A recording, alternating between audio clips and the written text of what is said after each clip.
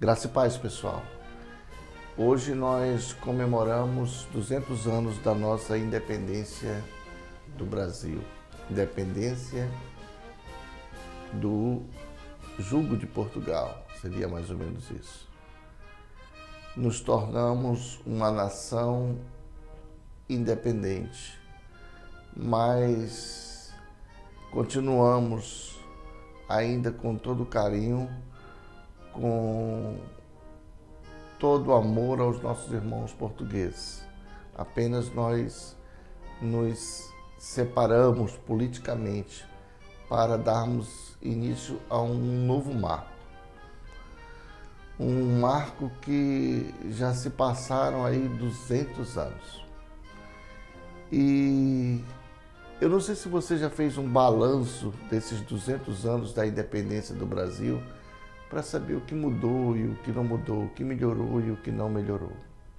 Importante salientar que há 200 anos Portugal era uma potência. Você pode achar que Portugal era uma nação fracassada, uma nação sem expressão. Não, Portugal era uma nação pujante, potente, onde haviam desbravadores importantíssimos. Aliás, Portugal, o Império Brasileiro, foi muito maior do que o Império Romano. Sua área de abrangência, ela é muito maior do que a área de abrangência do Império Romano. Então, se Portugal tivesse continuado com a sua pujança desde que o Brasil se tornou independente, hoje ele era uma nação muito respeitada. Mas, glória a Deus, ele pariu um filho chamado Brasil, que se tornou um gigante aqui na América, que se tornou um filho muito próspero. E nós vamos falar um pouquinho hoje dessa independência que nós tivemos de Portugal, né? A palavra de Deus, a Bíblia diz que feliz é a nação cujo Deus é o Senhor. Feliz é a nação cujo Deus é o Senhor. O Brasil, quando império, queridos, ele tinha por religião oficial aqui a Igreja Católica. É até um contrassenso a Igreja Católica ser a religião oficial e não a Igreja oficial. Mas era a religião oficial do Brasil, a Igreja Católica, enquanto o Brasil foi uma extensão de Portugal. Depois ele se tornou independente e continuou sendo a Igreja Católica. E a Igreja Católica ficou aí por muito tempo. Muito tempo. A Igreja Católica, ela aproveitou o máximo o nosso ouro, a nossa riqueza. Eles aproveitaram o melhor, o filé. E somente em 1890, quando chegou-se ao fim do período imperial brasileiro, quando o Brasil ele se torna uma república, e um dos primeiros atos do presidente, à época Marechal Deodoro da Fonseca, foi promulgar um decreto que talvez você nunca ouviu falar, mas é um decreto que ele ficou aí na memória da igreja, para nossa alegria, para a alegria dos protestantes, dos evangélicos, do povo de Deus. Aí ele ficou como um marco.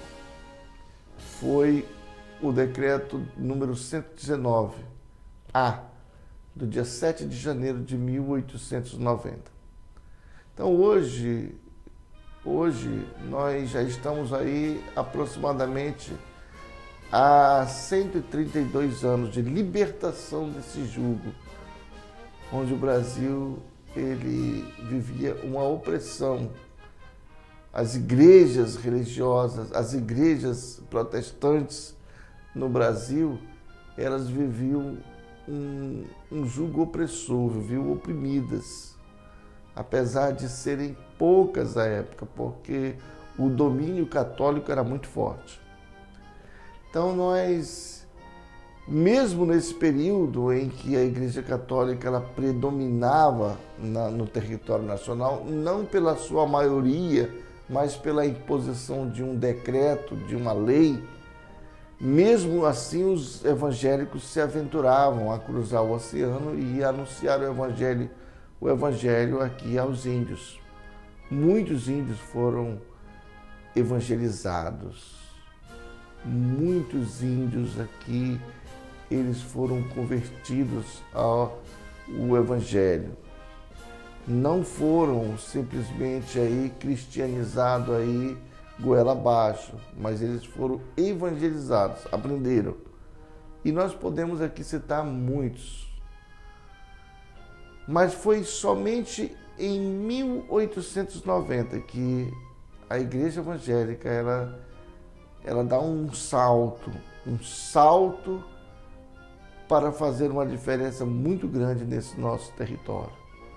Esse decreto ele acaba com padroado, ou seja, ele acaba com um esquema onde o Vaticano tinha um convênio que autorizava a coroa portuguesa a remunerar os padres, o padroado aí, os bispos e todo o clero da Igreja Católica. Foi muito difícil à época, a igreja resistiu, foi uma parada muito terrível, mas precisou fazer isso, queridos.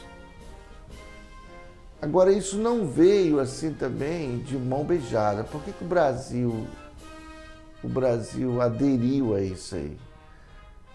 2 anos antes do protestantismo aí, dos evangélicos darem esse salto, os escravos foram libertos.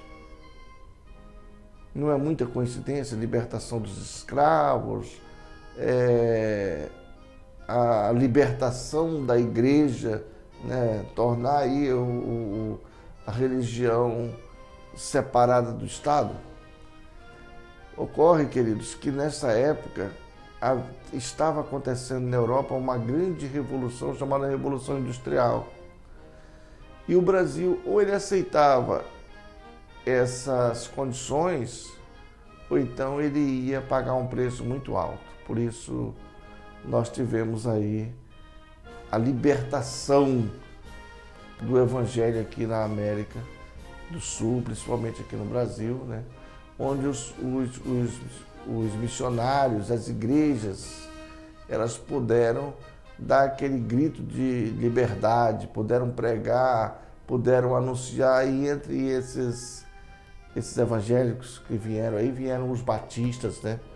Os batistas, tanto os batistas pré-reformados, quanto os batistas reformados, né? Vieram também ali os calvinistas, os presbiterianos, o pessoal da congregacional. Então, houve ali um grande salto. Isso é importante a gente entender, né? Porque muitas pessoas eles não conhecem esse período onde a igreja foi sufocada. No início do ano de 1800, já haviam alguns missionários, algumas igrejas que se instalavam no Brasil, igrejas protestantes, mas viviam sufocadas ali sobre o jugo, né, da Igreja Católica. Então nós tivemos aí esse marco, essa libertação desse jugo que oprimiu tanto as igrejas protestantes no Brasil. Com o advento do avivamento da Rua Azusa, muitos missionários americanos também chegaram no Brasil e aconteceu uma explosão dos pentecostais também aqui. E aí a igreja é essa pujança que você conhece hoje. Então, a independência do Brasil, de alguma maneira, ela foi apenas o primeiro marco para esse passo que nós demos depois de alguns anos, né?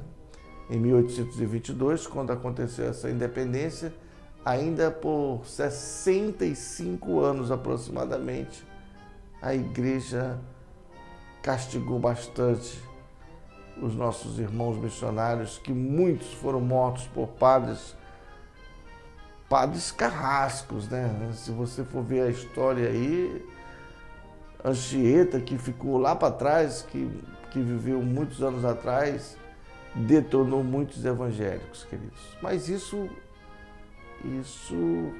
é apenas para o nosso conhecimento. Graças a Deus, esse período ele já passou. Devemos dar esse grito de liberdade com a independência do Brasil, sim. Devemos comemorar, devemos ir às ruas, devemos abraçar os nossos irmãos e devemos agradecer, acima de tudo, a Deus por Ele ter nos dado esse livramento, por Ele ter nos dado essa oportunidade de viver em plenitude esse Evangelho. Isso é mais para o nosso conhecimento. Se for possível, eu vou pedir para o pessoal tentar colocar o decreto 119A do dia 7 de janeiro de 1890 para você poder se deliciar, para você poder se alegrar ali com as decisões tomadas pelo presidente Marechal Deodoro da Fonseca, onde ele proclama ali a independência também das igrejas, de todas as igrejas evangélicas, católicas. Todo mundo ficou livre para pregar, para anunciar esse evangelho maravilhoso do nosso Senhor Jesus Cristo. Que Deus te abençoe, né? Que o Senhor te guarde, te abençoe e que você possa ter vida longa em nome de Jesus. Amém.